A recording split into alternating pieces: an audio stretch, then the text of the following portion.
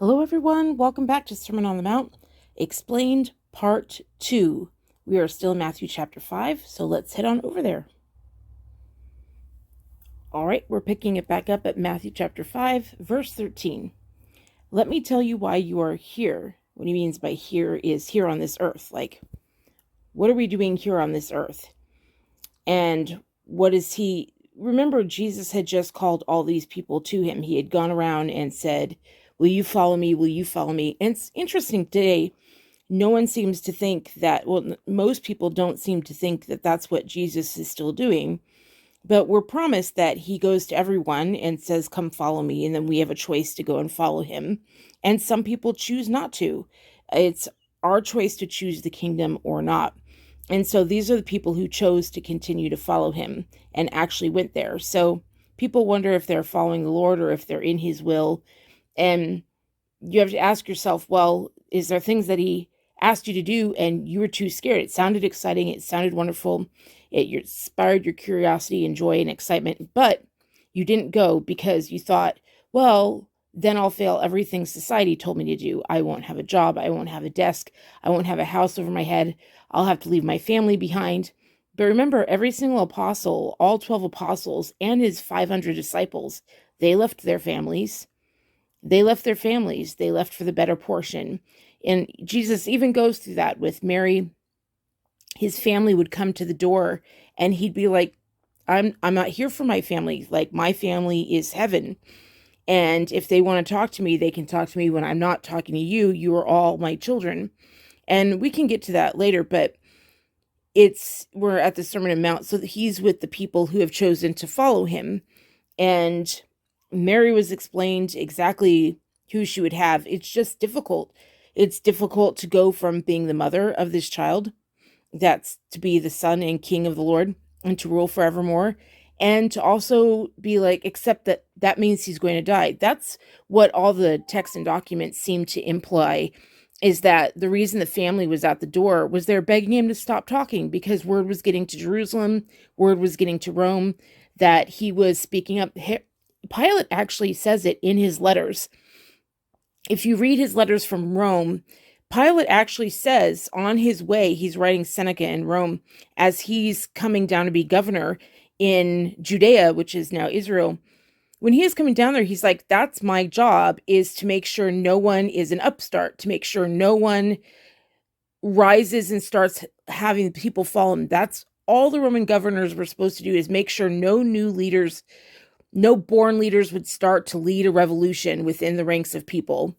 And the reason Pilate let Jesus go, he talks about it constantly in his letters, is because Jesus literally trounces the high priest, all the religious. I mean, there are so many people. Sometimes I look into atheists and I think that the atheists are wiser. They seek more truth than the religious do. The religious don't necessarily seek truth. They just kind of duck and hide sometimes, or they fight for their faith, but they don't actually go out and seek truth. Some atheists have excellent research on their sites that I found, but they think that that's Jesus is all these religions, when really that's who Jesus actually went after, and they're the ones who called for his death. So it's very interesting today if Jesus would be welcomed by any of them, right? So I'm getting off topic. Let's stay here. So he's saying, I called you all here. Why are you here? And he said, you're here to be salt seasoning that brings out the God flavors of this earth. If you lose your saltiness, how will people taste godliness? You've lost your usefulness and will end up in the garbage. Okay, so what does that mean?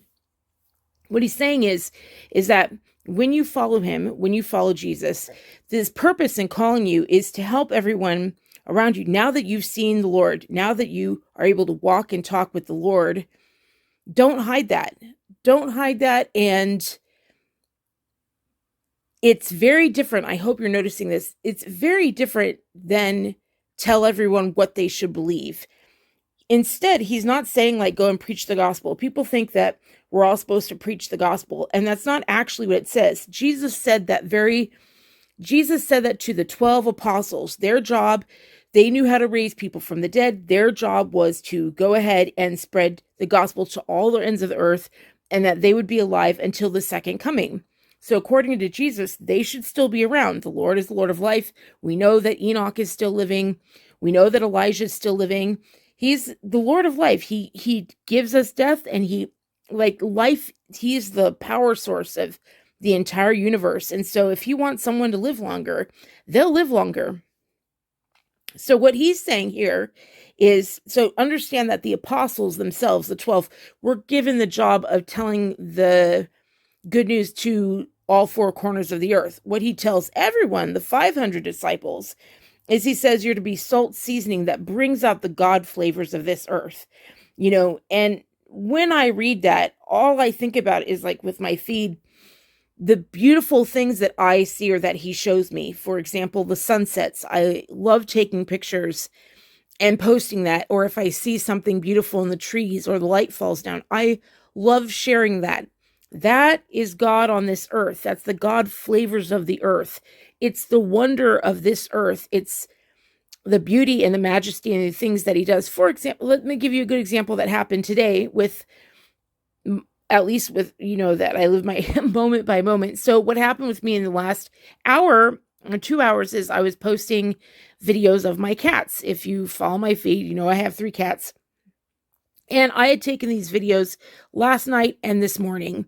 And I have learned that the Lord likes to give me little gifts with these things. I go to put them online, and I used to just post them with me talking over it. But I know my cats. Other people don't know my cats. Now they have a music option, and I've learned that the music option can be better. So I put on the music, and I'm starting to notice this pattern of, I don't know what song it's going to be. I just follow them and go and find the song. And there my cats are, like, licking or looking or doing all these things to the beat of the music. There's one today maybe I heard the song before, but I wasn't very familiar with the group. If I heard it, I didn't put it on my phone and listen to it constantly. So there's this song called Pump, and it's EDM, electronic dance music. And I don't know how the Lord got me to it, but I went ahead and put that over Lila just grooming me. Whenever I kind of groom Lila's chin, my female cat, she's the only female cat, the only other female in the house. So when I kind of pet her chin, she likes to start licking me as well. Like, she doesn't like to just be groomed. She likes to also groom mommy. Like, she likes to groom me or daddy. Like, she requires daddy to come over and get a kiss from her every morning before leaving the house. She truly thinks she's the mom of the house, and in many ways she is. And she keeps everything in order. She kind of watches everyone. Well, we filmed this last night. The room was all quiet. And then all of a sudden, I go on, and that was a beautiful thing to me. The way she looked is one of the things that get me through my pain. And so instead of hiding that, I went ahead and shared that, and I put that online and wanted to share it with everybody. And then look, because I did that, I find out this song, and then it goes straight to it, and it makes me just, the joy it gives me. But then also, anybody who's in a hospital bed, they get to see Lila pump it out to EDM music. But can I take credit for that? My job was to show God flavors of this earth. Lila licking my fingers, her pink tongue, her little whiskers, her little bow tie chin, my Lila cat. To me, that's a God flavor. I see the Lord in that. I see that as a gift. When we fell, you have to understand that when we fell, the whole earth died. We were in the Garden of Eden, and then just everything just went up in smoke. I mean, the book of Adam, it even says that Adam and Eve were just begging for forgiveness over and over again. They couldn't handle not talking and walking with the Lord every day. And the Lord promises to give them grace in another 7 days. And in 5.5 days, he'd send the Messiah, which is exactly when he did. 5,500 years later, he sent Jesus. And so that's why they were all expecting him. The rabbi not the rabbi, but the priest, they called them priests back then. The priest at the synagogue in Bethlehem knew exactly what was going on when the angels started singing. That's why I read out the letter of Bethlehem. The guy at the synagogue was like, yeah, I totally know what this is. It was foretold. We've been waiting. We've been expecting it. So anyway, every kind of good thing that we get, any kind of beautiful thing, and the sun and the sunlight and the moon and all these flowers that burst forth for us, none of those we deserved. We deserved to die when we ate from the tree of death. that was the judgment, was everything was supposed to be died. Everything was supposed to be wiped away. And we're just waiting another. The Lord gave us 7,000 years of grace period for us to, become saved, to be able to walk with him. And so we live this kind of half life where we have death in us, but we also have the Lord in us. We have life in us. And then it's up to us to choose. We're never, ever out on our own. That's a lie. We're never out on our own. We always serve one master or the other. We either serve the liar, and the liar will tell us we're in charge just so that he can be in charge. And then we have the Lord. We one master or the other. And it doesn't seem like that in the age of humanism.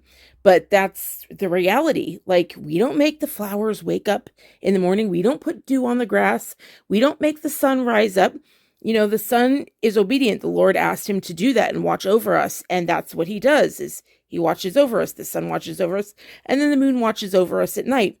He gave us a luminary. If you look into the math of the sun and the moon, they appear the same size in the sky, you guys. That doesn't happen anywhere else. Like anywhere else. It doesn't happen anywhere else in any of the stars that they can find. And that's a very caring, loving thing for us. He gave us water. 70% of the earth is water, more than 70%.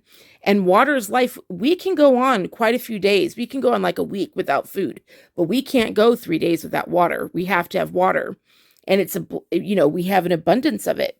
So we're here to bring that stuff out. We're not here to force anybody or enslave them into everything. We're supposed to, talk about the things that we see are good, that are grateful. So if he gives us a warm house, or if he gives us share the home, or if he gives a good job, go ahead and don't close yourself in a corner at the job. You can go ahead and walk with confidence, and you don't have to hide. And people today seem that you have to hide because they think that brings persecution, but all it does is curse them and bless you when they bring persecution against you. Now, when people kind of say anything, when I do videos, when I wrote my book in the past, I wrote some books in another life. And when I wrote those books, there is some awful hate, and I had to learn how to just not listen to any of it so I could keep on going and keep writing. And now I laugh. Now it's totally different. If people come at me, I laugh because I'm like, the joke's on you. The angels are going to go for you, and it's not going to be funny. Start paying attention to that. The people that you feel like haven't been caught in light. Start paying attention. Do they have cancer? Do they have a terminal illness? The people, are they in jail? You know what I mean? Start paying attention to the people that you think get away with things. Do they? Do they really? All right, let's continue on. So, verse 14. Here's another way to put it. This is Jesus speaking. Here's another way to put it. You're here to be light, bringing out the God colors in the world. God is not a secret to be kept. We're going public with this, as public as a city on a hill. I'll make you light bearers. You don't think I'm going to hide you under a bucket, do you? I'm putting you on a light stand, and now that I've got you there on a hilltop on a light stand, shine. Keep open house. Be generous with your lives. By opening up to others, you'll prompt people to open up to God, this generous Father in heaven. You don't hear him saying anything about preaching the gospel. He's just saying the joy that you have from being with the Lord, you can just have, and don't hide it. You don't have to be ashamed of it. And the other thing you have to understand from a historical perspective, Jesus is saying, this is the reason priests got upset, is Jesus is saying this isn't just going to be kept to Judea anymore.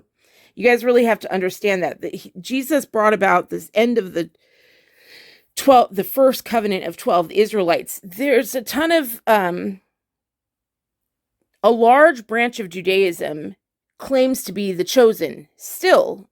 And in a way that they are, their bloodline was chosen to bring about the Messiah.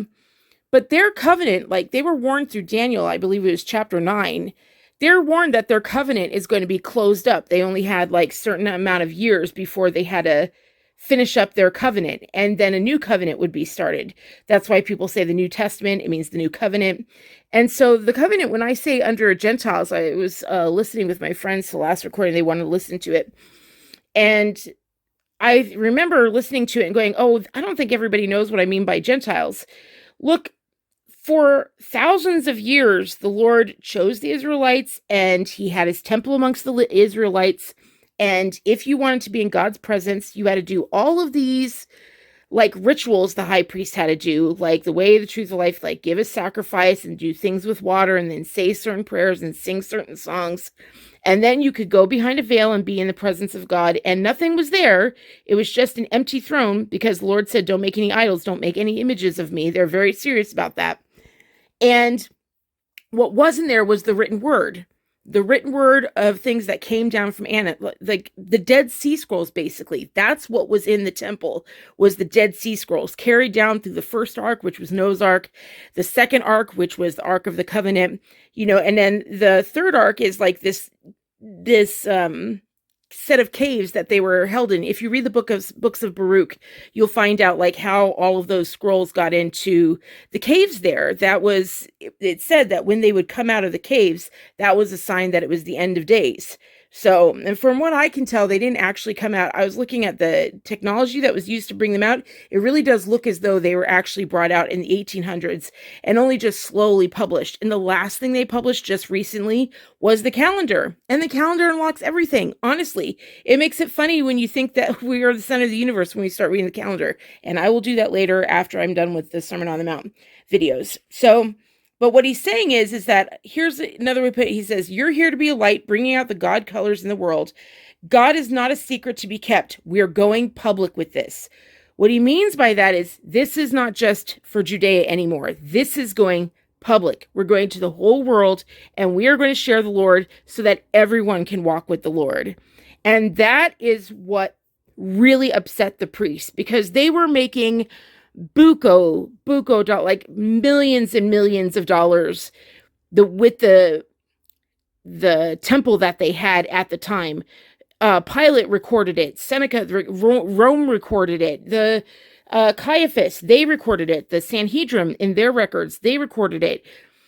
It was well known that the Jews had 7 festivals a year, and people would bring money from all over the world, because they had trade ports all over the world, and they'd bring in all these riches, and then the priest would keep like 10% of it. Whatever anybody sacrificed, the priest would keep, and they were just making an enormous amount of money off of it.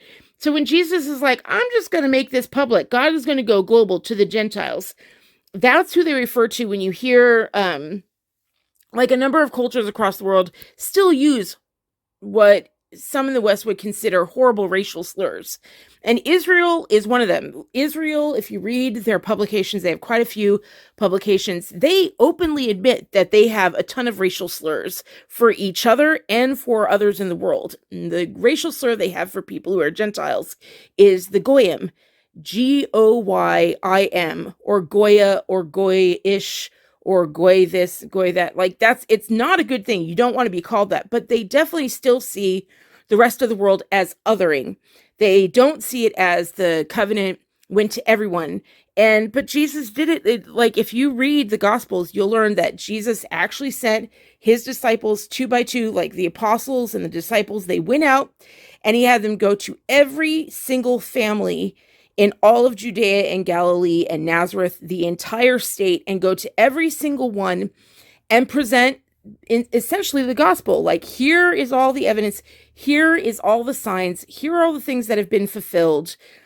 It's up to you if you want to follow. And Jesus was like, and if they don't, you just shake the dust off your feet and you move on to another town.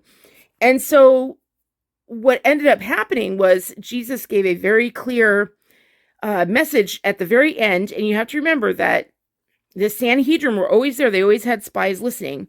At the very end, Jesus says this thing. He says, now, I'm going to tell you in Matthew 24, you can look it up. He says there's going to come a point where Judea is going to have soldiers, and when Jerusalem is surrounded on all 4 sides, flee. He says, don't even look behind you. You need to flee and get out of there, because it'll be destroyed. Like, every single brick in this place will be torn down. And lo and behold, that's exactly what happened. But the guys who were spying had heard it. They saw all the prophecies come true. Like, all the records in Rome say, and the Sanhedrin records all say that Jesus rose after 3 days.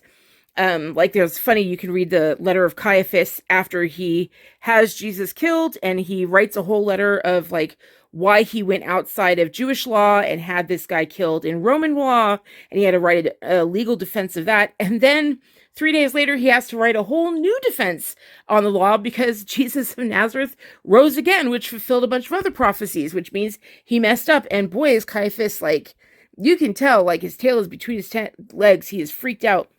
Again, I feel like I'm getting off topic, but just know that the second covenant with the 12 is not just with Israel. It means the Holy Spirit's coming to be with all the nations. That's why you will find people who are in love with Jesus in every single corner of the earth.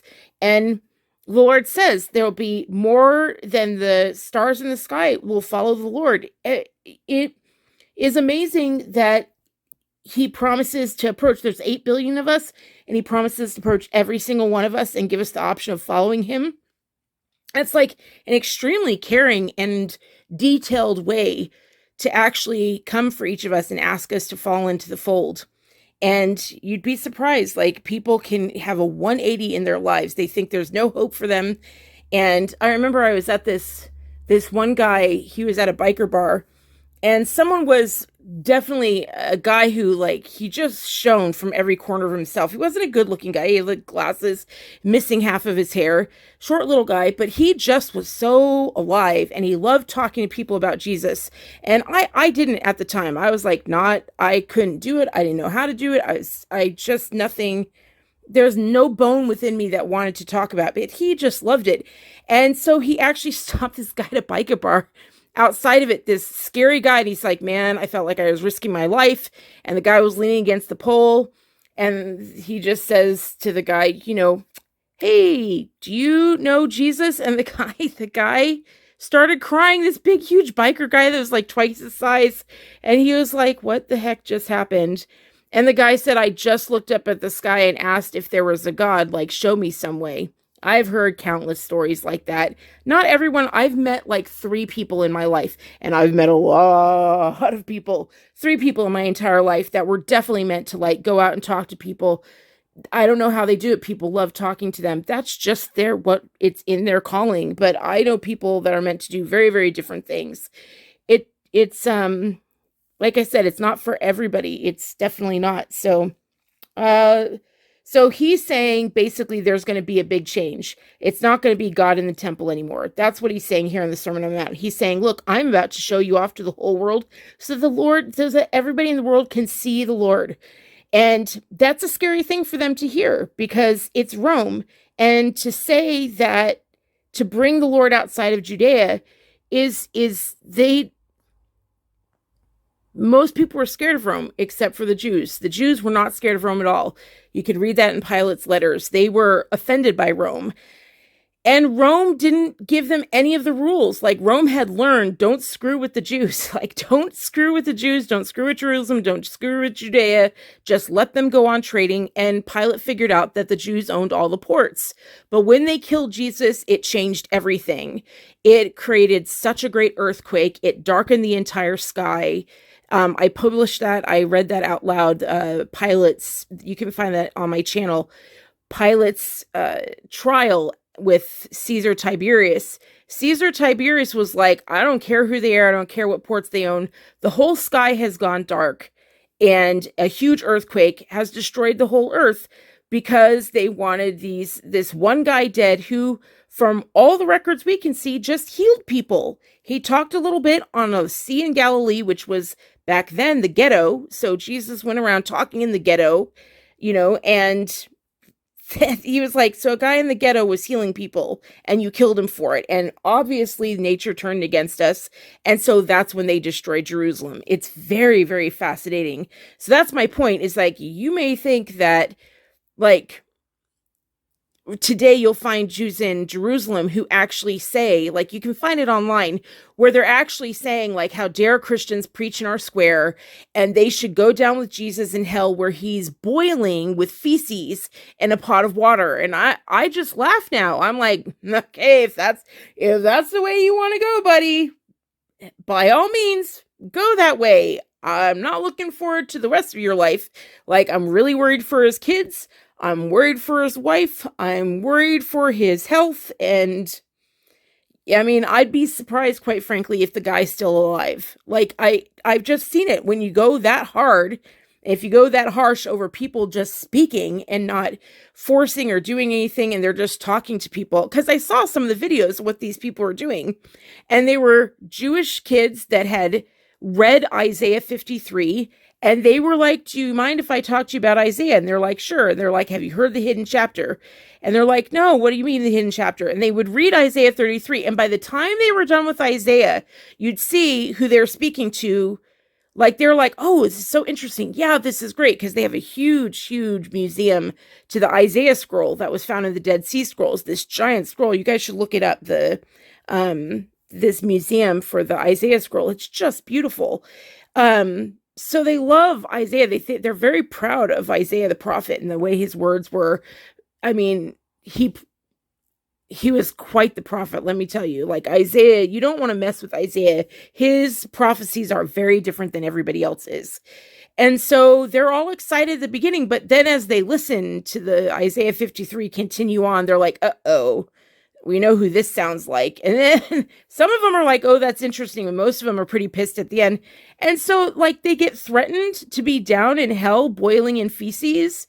And I understand the turn the cheek. Like, if you're not happy with it, let God deal with it. If God hates it, God will deal with it. You don't have to deal with it. Go on and pay attention to your own flock, you know? But then again, he's the kind of guy that Jesus yelled at. Like, he was a Hasidic Jew. He had the curls and everything like that. So, very much like the high priest of the day back in Jerusalem, like 2,500 years ago. So, let's see, where are we at on time? Okay, I did 60 minutes last time. Let's see if we can keep going. Let me check real close. I want to see if my husband's home. Hold on a minute. All right, he's not. Let's keep going. Verse 17.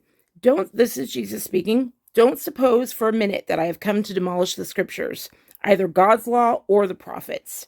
I'm not here to demolish, but to complete.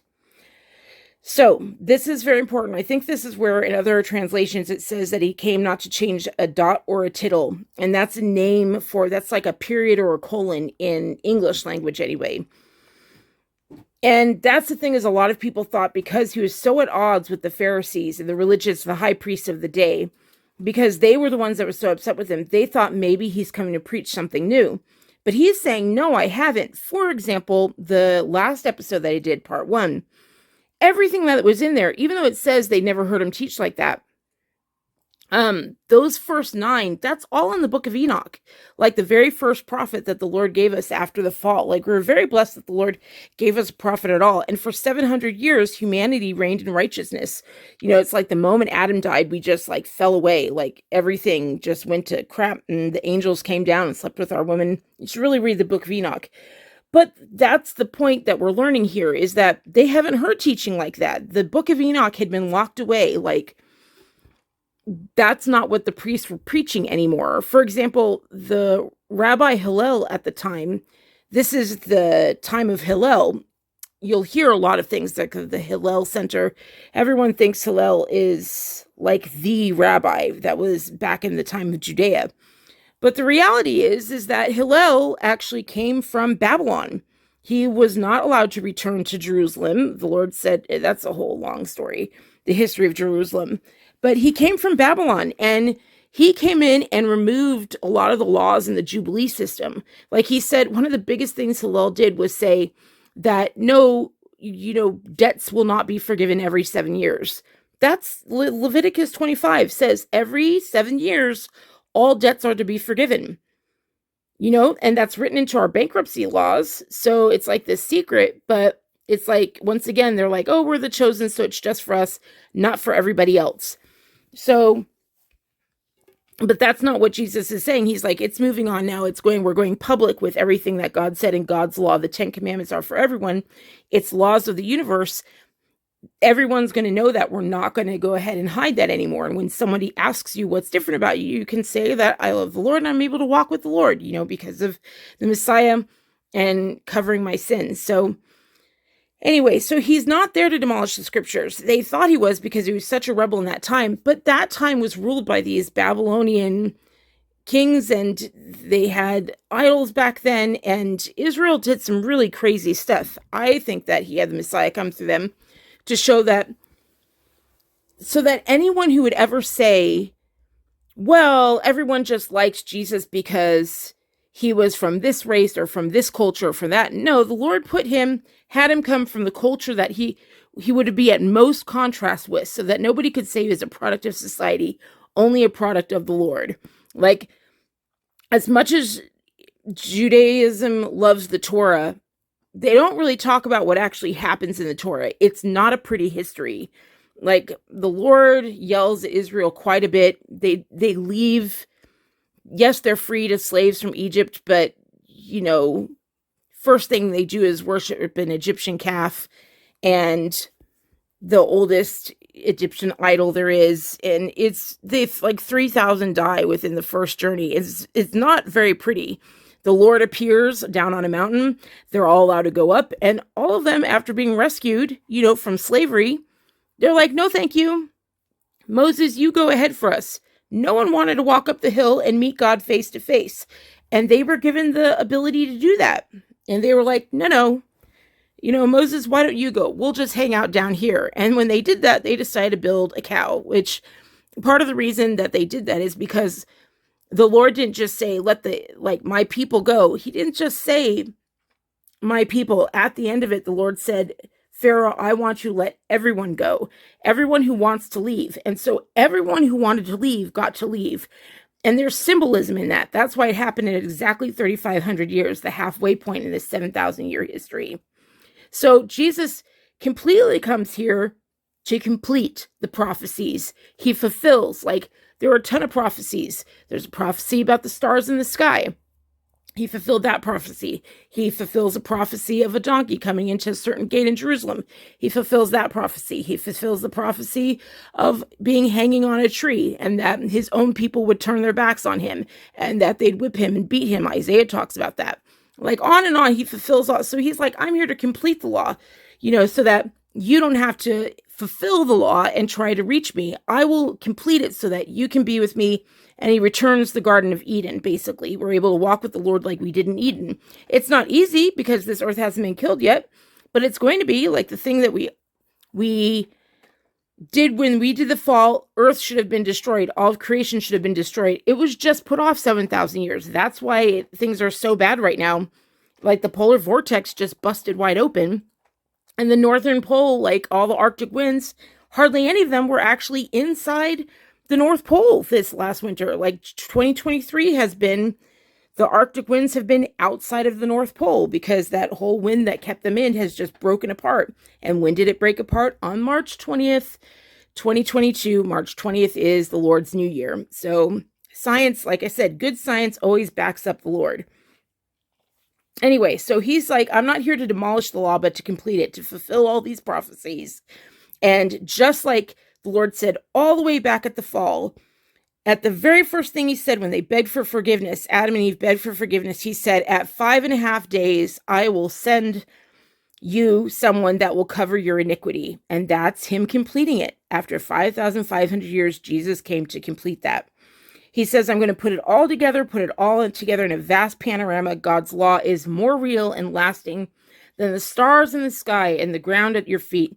Long after the stars burn out and earth wears out, God's law will be alive and working. And that only makes sense if you understand that at 7,000 years, the earth is supposed to be destroyed. Finally, the death judgment that we earned when we ate from the fig tree will be enacted. And everyone who chooses death, who chooses not to go into the Garden of Eden, who chooses not to be with the Lord or walk with the Lord, who chooses not to go through the covenant of the 12 of the Messiah that enters the New Jerusalem, anyone who chooses to not follow the Lord, they will have chosen not to be with him, and they will go ahead and experience the death judgment. Does that make sense? So I think, hold on. Does anybody have cats that sound like a human is around? My cats bang off the walls and I'm like, hello? Yeah, there's nobody there. It's just my cat knocking something over. And since I don't have functionality in my legs for most of the day, I just have to hear my house be torn apart. They're very happy cats. They have the run of the house, man. Let me tell you. All right, so trivialize number 19. This is Jesus. Trivialize even the smallest item in God's law, and you will have only trivialized yourself. He's saying you don't have the power. It's not humanism. You don't have that much power that, okay, you say, well, God says this, but we'll just change it this way. I think he's actually referring to possibly the Jubilees. Like, oh, we'll do everything in Leviticus 25, but we're just not going to honor the debts. And he's like, well, you can do that if you want to. You can trivialize it, but it only hurts you. Like, because then God's natural world, you're out of harmony with it, and it'll break you. You will pay for it. There will be, people call it karma today. Trust me, if you decide to trivialize it and say, oh, I'm sorry, I'm not going to excuse debts every 7 years. Well, guess what? You're going to have a snapback. You're going to experience karma. So, by the way, that's what I was trying to say when there were angels all around. You watch videos all the time. They're like instant karma, but you also watch close calls where people fall or a tree was supposed to smack them right over their head and then they just happen to get out. That's the angels and their elementals carrying out the Lord's will. There isn't any time we're not protected. So the way it goes is from the hierarchy, there's the Lord, then the head archangels, then the rest of the archangels, and then there's like a series of levels of angels, and they all have their certain tasks. And then each of those angels has elementals that serve them. And elementals who are with the fallen are extremely destructive, and they're crazy. But that's the lesson of Job, is we learn in the book of Job that anything that happens to us, if Satan wants to do anything on this earth, like go ahead and read the first chapter of Job.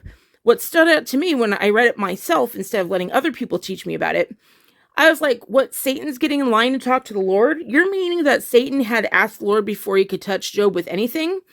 And then he has to keep coming back. And I'm like, oh.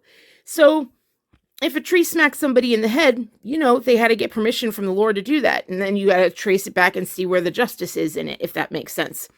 All right, so he says, but take it seriously. Show the way for others. You will find honor in the kingdom. Unless you do far better than the Pharisees in the matters of right living, you won't know the first thing about entering the kingdom. He's like, don't even be like the Pharisees. He's like, don't look to them. You have to be far better than them if you want to know about the kingdom. And so he's saying you won't find it with the Pharisees. And we learn that in the things that they write. The Pharisees were very, very, they're priests of the day. Just basically think of them as Catholic priests. In my opinion, all the evidence shows that Catholicism and Judaism are the same thing. They work together, like they merged their libraries, like the Vatican Library is merged with the Jewish library. They work together. And if you pay attention, like inside Rome, in St. Peter's, I think it's St. Peter's, the one that's the Vatican, the big church that's there. If you look inside of it, it has this huge altar there, and it matches the painting of when Pompeii, not Pompeii the city of Pompeii is named after an actual leader of Greece who is named Pompey. He was a huge warrior, and he actually conquered Jerusalem and rode. He was the first, I believe, to ride into the temple, and he rode into the temple, and that's what he saw. He saw this giant, huge altar, and in Rome that altar is rebuilt. Like, it has exactly what was inside the temple in Jerusalem. And then all the priests and cardinals, they wear skull caps just like they do in Judaism. It's no different. And even the for example, the bat mitzvah and bar mitzvahs, they happen in the exact same age as communion does. So I don't think that's an accident. I don't think that's an accident at all. It seems to me that we know that Rome and the remnant of the high priests got together to talk about how to defeat Christianity. And it appears like this is what they came up with. And it's been very successful. Both of them have edited their texts so that, like, read the book of Judith. That's one woman. Read the book of remembrance with the ancient grandmothers. Like, women are all throughout, it's like, Genesis has Adam and Eve. It has both of them. It talks about both of them equally. So do the rest of the texts. But they were just down on women by the time that the high priests were in charge and the time that Jesus came around. Man, women were just like required to wear all these headdresses and everything. And that's actually what gets Jesus hung. He gets people betrayed. And I talk about that in the Laws of the Lord. So there's a ton of other books that are about women that are so enriching if you're a woman to go out there and read them. So start with the book of Judith. I think it's amazing. It's as if it's like the King David. There's a Judith to match the King David story. And I think it's a much better story than the book of Ruth. Like the book of Ruth kind of supports this idea that, money, but Jesus says you can only serve money or the Lord. And the law also says not to marry outside of your nation. I have to go look into that. I don't know about it, but I know that the Lord was really big about don't marry outside of your nation because you'll take on other gods. And that is an event, like we've seen that throughout history. They've done studies on it. Like people who have a faith in culture, they lose it when they start to actually assimilate and blend with other cultures. That's how kingdoms are conquered today. Like tyrants say it. They're like, we just invade and we go and marry and then we dilute the race or we dilute the culture, and and then we take it over because they do it from within. Anyway, so he says, basically, you need to do far better than the Pharisees in the matter of right living. You won't know the first thing about entering the kingdom. So he's saying, like, you have to pay attention to God's law. Don't trivialize any little part of it. And he's actually saying that the high priests are doing that. They're trivializing even the smallest part. And they did that. We know Hillel did that with the Jubilees. Like, that's a big thing. Why do you think that Hillel did that at the time that he did that? Do you realize what that is in the law to say every 7 years that you get your debts repaid, like forgiven? Have you thought about what that actually means? That to live under a law system, imagine living in the country that you're in now, and every 7 years your credit cards were just wiped away, like forgiven. And that's it. And that was the law. And that you could return to your homeland. Imagine how much that teaches us to be raised. He also said, the reason that I want you in Leviticus 25, he says, the reason I want you every 7 years to return to the land in which you were born, he says, the reason I want you to do that is to remember no one owns the land but me. I own the land. I am the landowner. Don't be fooled and think that you are the landowner. And I was like, oh my goodness. Like, I hadn't even considered that. Jubilees really teach you about the mind of God. His ways are not our ways. We do not have the first idea about him. There's a lot to learn, but we have to seek that out. And he's saying, you guys have a lot to learn. Like the priests and Pharisees aren't telling you everything, and they're trivializing certain parts of the law. And I don't think it was an accident that Hillel removed the one part of grace and mercy. He also, in the Jubilees, right at the time the Messiah was supposed to come. You think that was an accident? Like Hillel, there's also another part, by the way, not just are your debts to be repaid or to be forgiven, but also the slaves are to be set free. Everyone's like, oh, the slaves are in every single type of book out there. The Old Testament has slavery in it. I'm like, actually, it says that, if you have a slave, you're supposed to give them part of your land and you're supposed to set them free after 7 years. And like, usually slaves were a way of economics, are a way of being in debt to someone. If they did a favor for you, then you agreed to go ahead and be a servant for them. And then the Lord was very strict on how to treat your servants and not to abuse them. And so it's not really different than servants. He was very, very clear about that you don't own the servant. The Lord does. They go back to their homeland. That was the whole point of the Jubilees. And Jesus was like, you're trivializing. Your leaders are trivializing certain parts. In fact, they're trivializing the part about forgiveness, the part about loan forgiveness. And Jesus was there to forgive our debt. I don't think it was an accident that Hillel eliminated that part of the Jubilee law. Isn't that convenient for all of the banks? Right? Like, oh, sorry, now all your debts, you're going to have them until infinity. It's like student loans. When over here in the United States, they made a change in the year 2000. They were like, we won't forgive student loans. And all of a sudden, universities just shot up they went from being, $40,000 a year, $10,000 to $40,000 a year, to being, $200,000 more than a house in America. And parents are trying to get their kids into school. And I'm like, just buy them a house. It's cheaper. Buy them the house. That's ultimately what you want. And it's been proven that you get a college degree. It doesn't mean you're going to actually get a house. It doesn't mean you're going to be successful. All it means is that you're in debt for the rest of your life. And that's not the law of the Lord. So he's like, don't trivialize anything. Everything was done for a reason. And I personally don't think that it's an accident that the high priest, right when they knew all the signs said a Messiah was going to be born, that he was going to forgive it for all, Isaiah was very, very clear. Understand that all the prophecies were extremely clear that this Messiah would bring the Lord to all the nations. Like, understand that they knew their covenant was ending. They knew they were the chosen, that they were chosen to bring about the Messiah, and that their covenant would end, and that the Lord would now walk with the entire world. It was highly racist, in my opinion, to say, oh, we are the only ones God chose. That was for 12, that's 12 tribes for the first, this small piece of history, just a couple thousand years in history, and then it's supposed to be for all the nations. And they knew that. And so they're like, well, let's stop giving the people the idea of forgiveness. Let's wipe that out of the way. And let's go ahead and just say, well, your loans aren't, your debts aren't going to be forgiven. That's what God wants. God doesn't want your debts forgiven. He's very serious about the loans that you owe. And let's put everyone into a servitude mind. And that's the mindset people went into, so that Herod lined up 10,000 of the Jews. He tore down the second temple, and he enslaved 10,000 Jews to build this whole huge new Herod's temple that even Pilate was like, it is a wonder of the world. It's the most beautiful building there is in the entire world. And what did they do with it?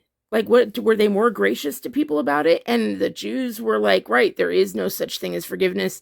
God is a God of not mercy, but a God of judgment.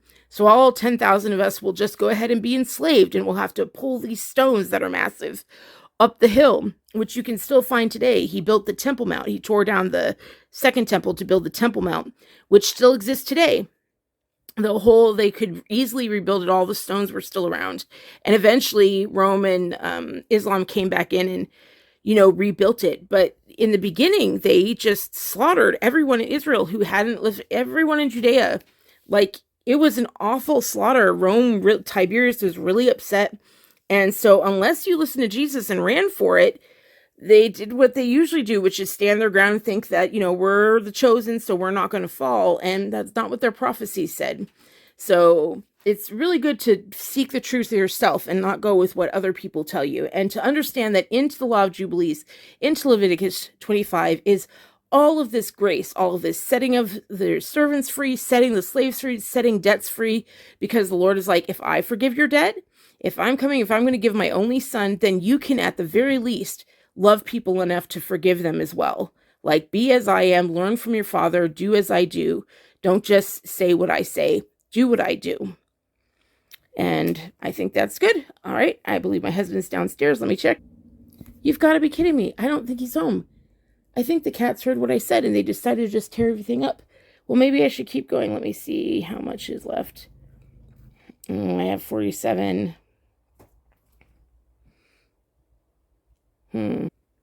All right, we'll keep going. I've still got like 12 minutes to go to 60 minutes. So it says, verse 22, this is Jesus. You're familiar with the command to the ancients, do not murder. I'm telling you that anyone who is so much as angry with a brother or sister is guilty of murder. Carelessly call a brother idiot, and you just might find yourself hauled into court. Thoughtlessly yelled stupid at a sister, and you are on the brink of hellfire. The simple moral fact is that words kill. So this freaks a lot of people out because we live in a PC culture. So what I've learned is, first of all, understand that this goes in line with the fact that they've done studies, and people who curse and say what are labeled by Rome and by the global government at the UN, they look it up. The UN, when they meet for their climate change meetings, every time they meet for their climate change meetings, every year at their COP, when they say they're there for the climate, what do? They release new blasphemy laws, which is new words we're not allowed to say. If you trace where those lists of words that we're not allowed to say come from, they come from these climate change conventions that they have all around the world. They're the ones who release it. And so we become more and more deceived. And people who are actually free with their language and actually curse and show anger, they live 50% longer than those who don't. And that's a sure sign that the Lord is not on the side. Like, if he really wanted us to edit our speech that much, then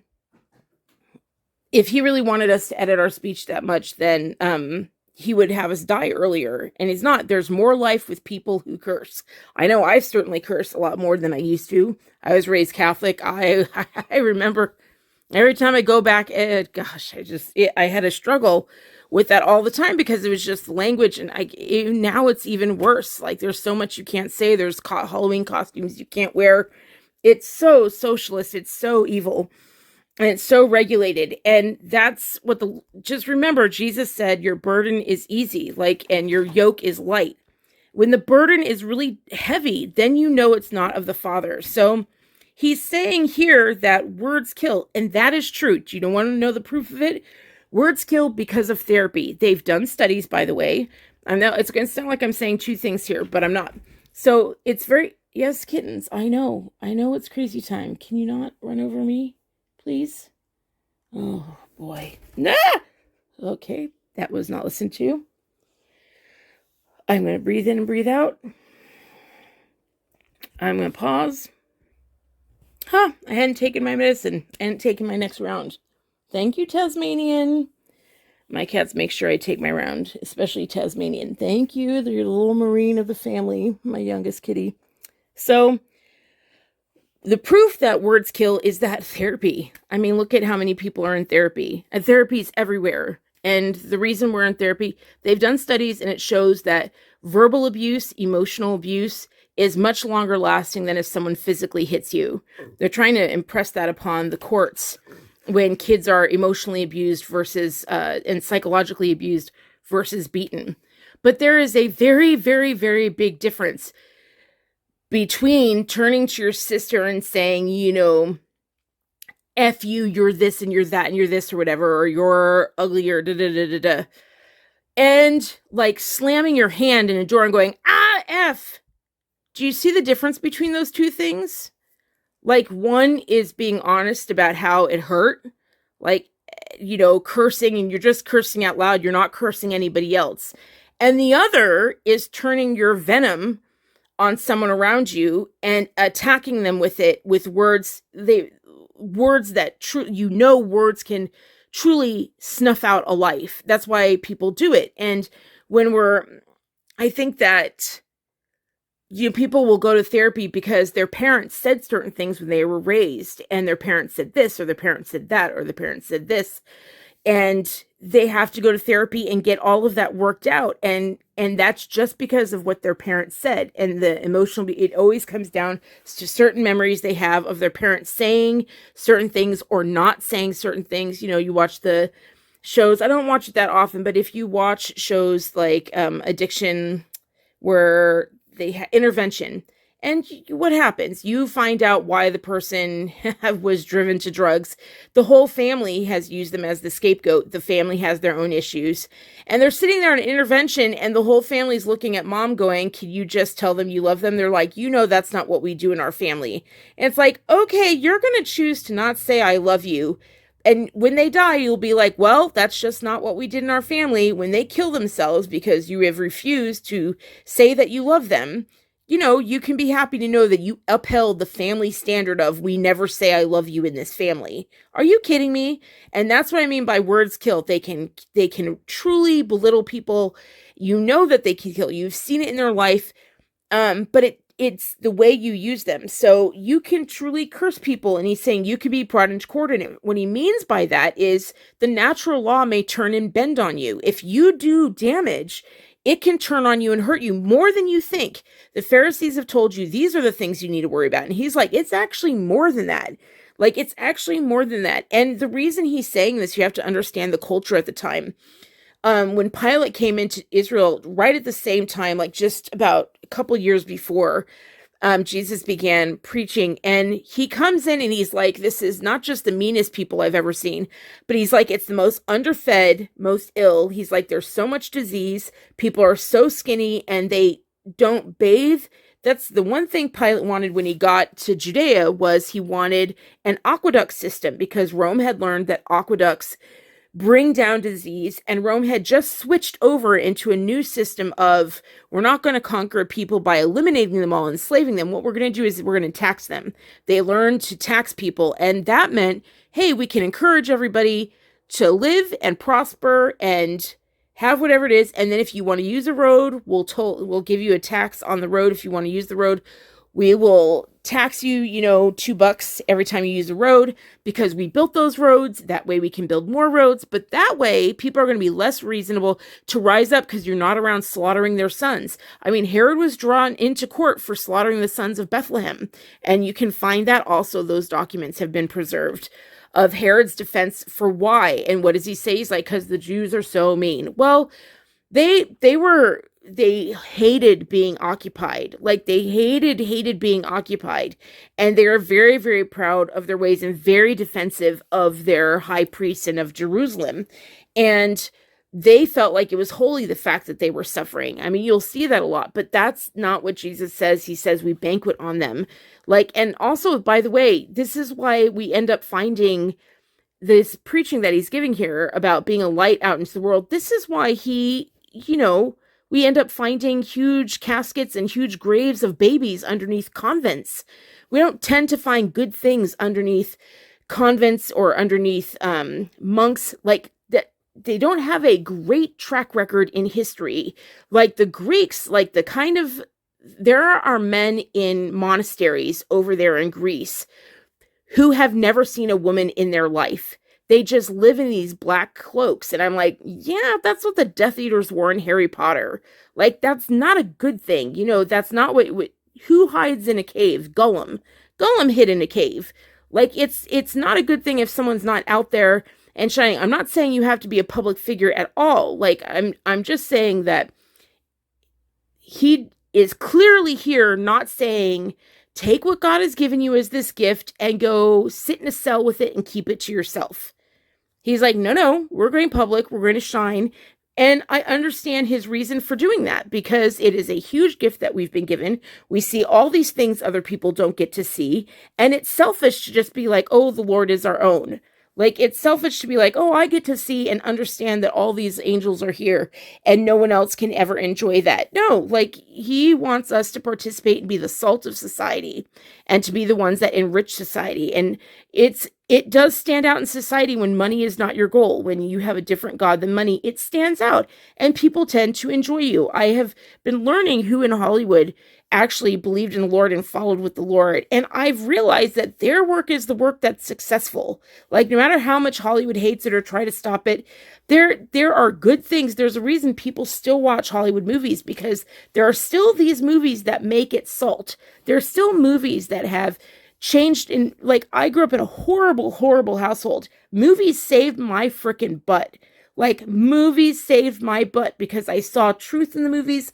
I saw that good wins. I saw that this kind of behavior leads to this kind of thing, and that kind of behavior leads to this.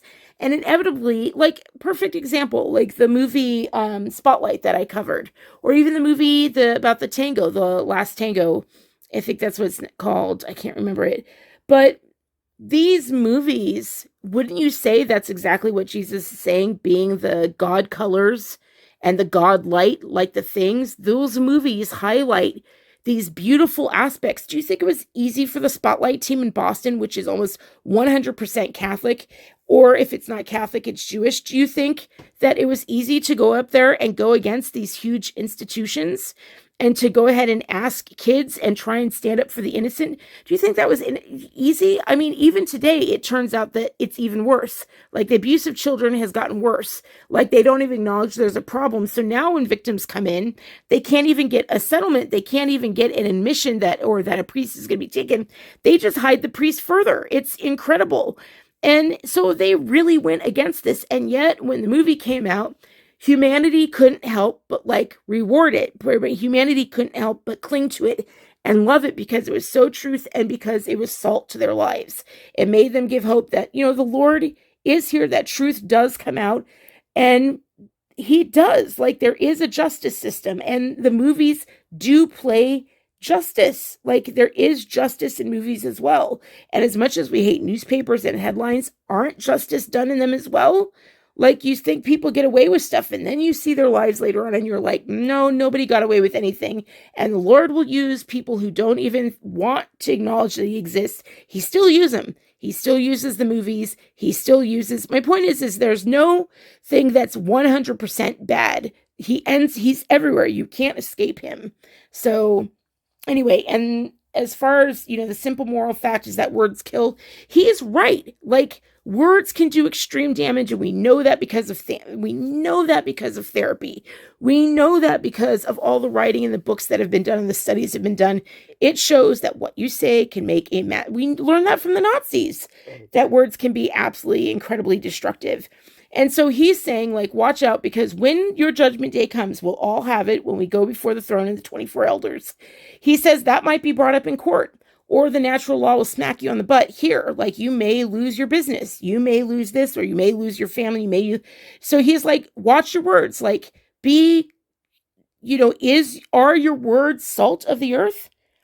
Like, I've had to learn, it's been very difficult for me to watch my words, because I have such, with the way my channel, the Book of Katherine on Twitter, has changed.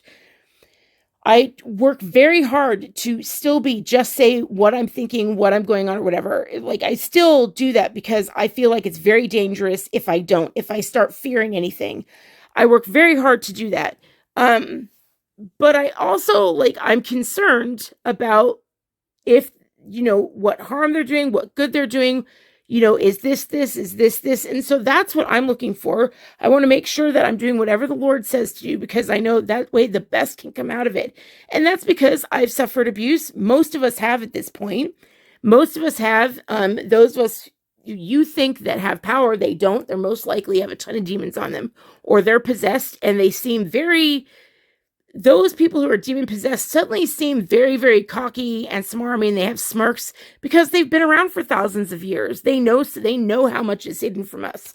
And so that's why it's imperative that we seek truth and go in a quiet corner and talk to the Lord directly, because then you don't have to worry about whether or not I've gotten to the point where I will ask him what I'm eating for lunch that day, because he cares that much.